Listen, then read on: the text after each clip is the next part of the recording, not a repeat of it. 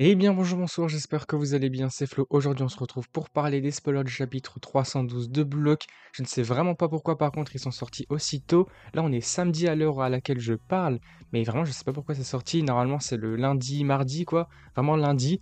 Ok, c'est surprenant mais en tout cas ça fait plaisir. Avant que la vidéo ne démarre, je vous le rappelle, si vous voulez soutenir la chaîne sur les prochaines vidéos, n'oubliez pas de vous abonner. Et puis c'est parti, donc là on a toutes les traductions, je récupère ça. Et donc ce qu'on va faire c'est qu'on va partir tout de suite. Donc c'est ce que je faisais comme d'habitude maintenant avec le nouveau format un petit peu, on va dire ça comme ça, plutôt facecam. Donc je vais un peu réagir avec vous aussi en partie. Donc ça va être très sympathique, hyper intéressant je trouve.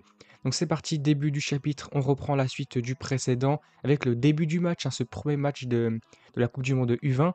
Donc prêt pour la Coupe du Monde U20, il ne vous reste plus qu'à croire en votre ego. Donc c'est vrai que là, tous les joueurs s'étaient entraînés depuis pas mal de temps, on s'en souvient au dernier chapitre. Donc là, chapitre 312, la Coupe du Monde U20. Ok, donc c'est parti, là on a Isagi qui fait ses lacets. Concentre-toi sur cette bataille. Je suis une machine qui vit pour les buts. Ok, attends, là il va dire non. Attends, qu'est-ce que ça veut dire?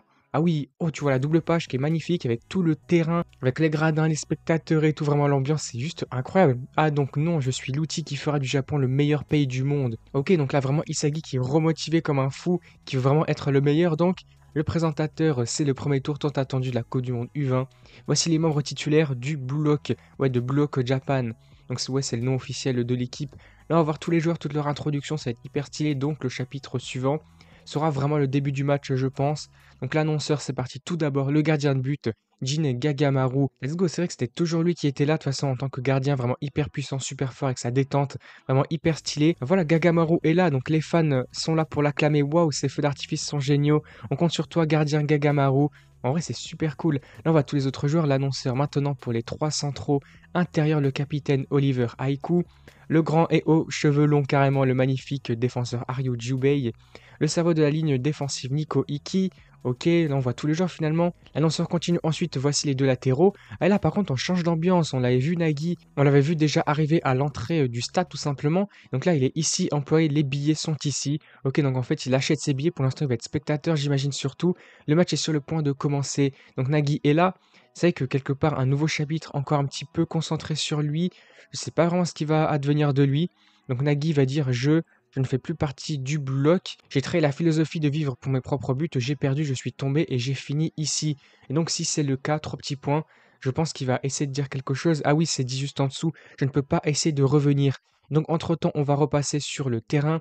L'annonceur va dire voici le latéral droit, la panthère Godspeed Shigiri Yoma. Le latéral gauche, l'artiste gauchiste cool, donc c'est Yorio.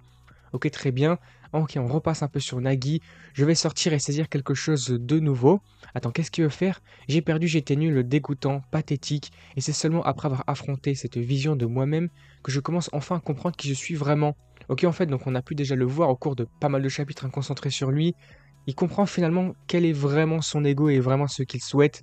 Ah, carrément, il y a un agent de sécurité, il va dire hé, attendez, parce qu'il commence à se précipiter, je sais pas où il veut aller pour le coup. Je recherche sérieusement cette chaleur. Ah, carrément, il passe les gardes et tout, la sécurité. Il y a un intrus à l'étage VIP. Attends, mais qu'est-ce qu'il est en train de faire? Je commence enfin à réaliser que peut-être je n'étais pas vraiment motivé, juste par le fait de jouer au football en lui-même, mais pour autre chose, donc on va voir ce qu'il va dire après.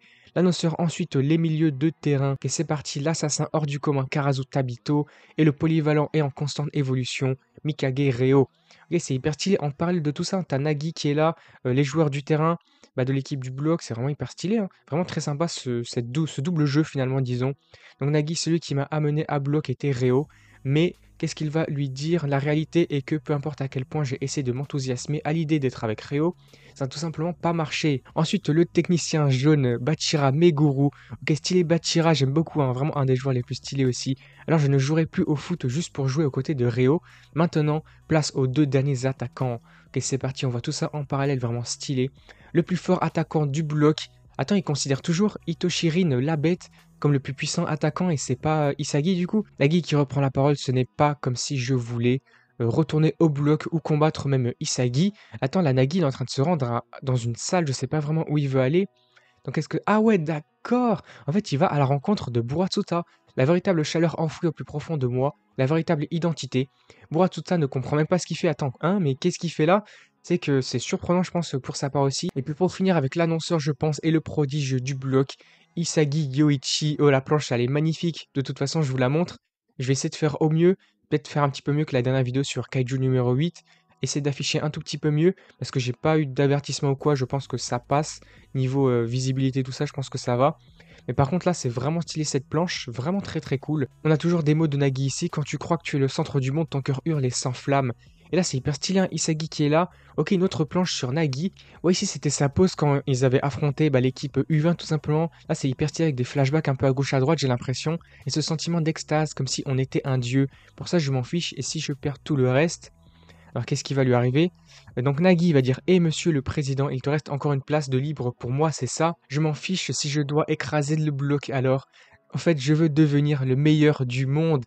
Et là, on voit qu'il retrouve un peu son ego, son aura qui est là de retour avec une sorte de crâne, un tête de mort un peu, vraiment hyper stylé. Là, Boruto hyper content aussi, on voit qu'il est fier de se dire qu'il est de retour peut-être à ses côtés, qu'il a enfin accepté son offre finalement. C'est vrai que c'est hyper stylé. Et donc là, je crois que c'est la fin du chapitre. On est aux dernières pages. L'annonceur, très bien. Le match d'ouverture de la Coupe du Monde va commencer, je pense. Là, on a l'équipe du Nigeria face au Glock. On voit différents chara-design des personnages. Certains ont l'air pas mal stylés. C'est vrai que ça change de voir de nouveaux personnages comme ça. Vraiment très très cool. Du coup, on passe, je crois que c'est la fin du chapitre. Encore quelques pages. Ok, allons-y à fond. Ok, c'est parti. Le U20 est sur le point de commencer. La Coupe du Monde U20 va démarrer. Donc Nigeria, je crois que c'est attaquant ici. Onaji Onazazi. Ok, et là c'est parti le bloc. Donc ça c'est peut-être le capitaine. Je sais pas si on a vu son brassard quelque part.